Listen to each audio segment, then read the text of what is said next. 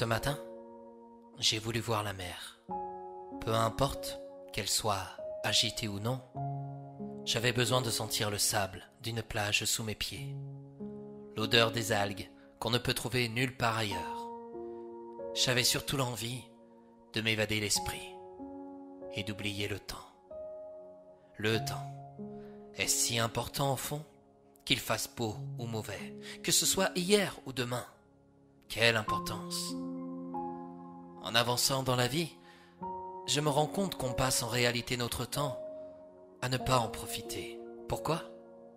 Parce que nous portons trop d'importance sur ce qui a été fait ou sur ce qui pourrait se faire. Certaines personnes assument de vivre au jour le jour. Déjà, sans vouloir vous offenser, ce n'est pas possible. L'expression utilisée est inexacte ou plutôt mal appropriée. Je dirais plutôt que ces gens profitent de l'instant présent.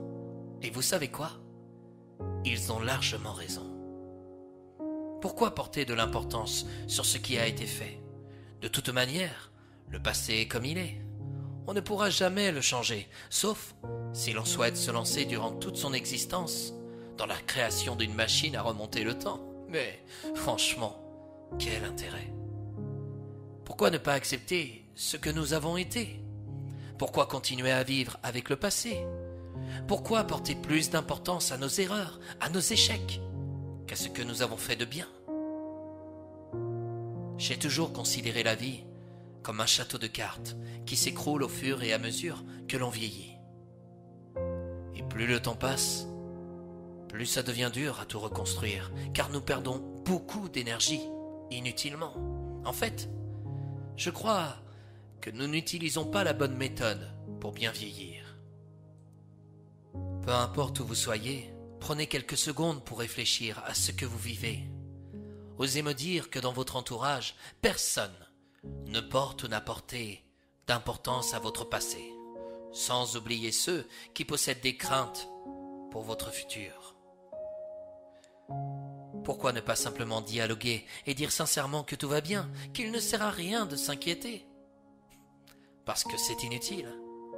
On ne vous croira pas puisqu'on endoctrine le monde à se construire sur son passé et à s'inquiéter sur son avenir.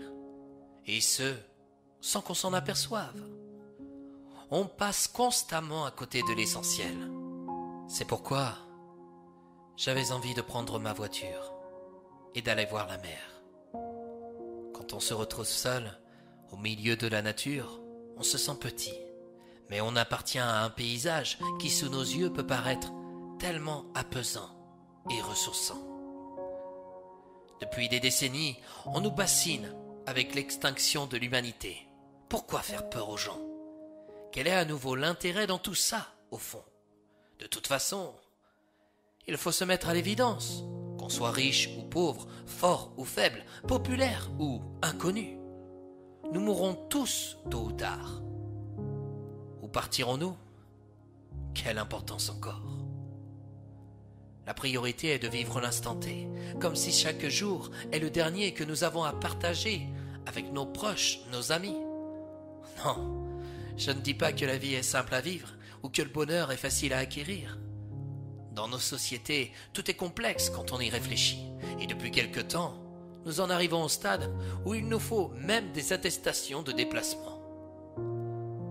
Ce soir, j'avais donc envie d'écrire un texte pour vous permettre de réfléchir à ce que nous sommes. Il est inutile de penser à hier, et encore moins à demain. Comme je l'ai déjà écrit, il faut profiter de l'instant T, au maximum. Et cesser de se mettre des barrières, des interdits surtout. L'humain est comme il est. Plus on lui mettra d'interdits, plus il sera tenté de les affranchir. Plus on lui permettra d'être libre, plus il se fera lui-même ses propres expériences pour espérer un jour le voir prendre ses propres responsabilités. Mais certains sont irrécupérables. Il faut de tout pour faire un monde, et au fond, ne sommes-nous pas responsables de ce qu'ils sont? Peu importe la vie que vous avez, prenez le temps de passer un coup de fil à un ami, un proche que vous n'avez pas vu depuis longtemps. Et pourquoi ne pas se programmer une date pour plus tard, afin d'être sûr de le retrouver? Prenez le temps de jouer avec vos enfants que de les laisser regarder des dessins animés qui n'ont ni queue ni tête, ou seuls, avec leur console de jeu.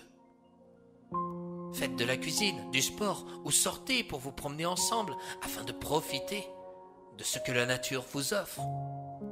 N'allez pas vous enfermer dans les magasins où la foule est dense et peut donner mal au crâne.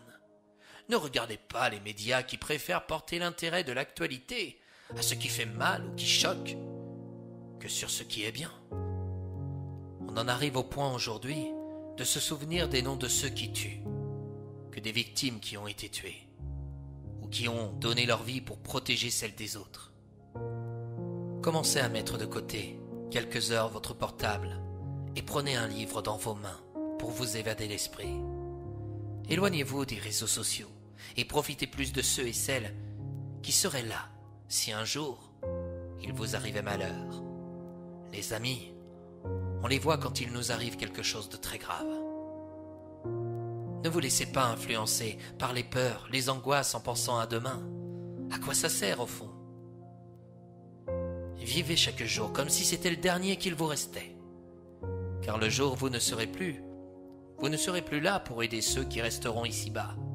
Personne n'est irremplaçable. Tout le monde doit apprendre à vivre et se débrouiller. Et dès le plus jeune âge, nous devrions tous apprendre à nos enfants le sens des responsabilités en respectant les autres, en partageant ce que l'on a, en profitant de l'instant T, en retroussant ses manches pour participer à l'évolution d'un monde meilleur, tous ensemble. Vous souhaitez être heureux et vous rendre utile? N'attendez pas que l'on vous assiste. Et bougez votre carcasse. Car si vous vous laissez tomber dans le jeu de cette spirale bien dangereuse, non seulement vous ne profitez pas de la vie, vous passez à côté des belles choses que l'existence peut vous offrir. Mais en plus de ça, vous inquiétez vos proches. C'est égoïste d'avoir un besoin de reconnaissance permanent et c'est tellement éphémère, au fond. À vous de voir ce que vous voulez, donner comme héritage à vos enfants plus tard et l'image que vous souhaitez laisser de vous. Leur apprendre le chacun pour soi, l'hypocrisie, la fainéantise, leur laisser une planète sans ressources, où la pauvreté, les phénomènes violents de météo ne cessent de s'accentuer, ou vivre l'instant T, pour bien vieillir, en prenant soin des autres, pour montrer qu'ensemble, nous pouvons faire de notre terre un monde bien meilleur qu'on ne cesse de bafouer depuis des décennies. La réponse est simple, mais comme je vous l'ai écrit, l'humain est compliqué, et peut-être que nous ne pouvons rien y faire au fond. Serait-il programmé pour s'autodétruire? Peu importe. La vie n'est pas hier, ni demain. La vie, c'est maintenant.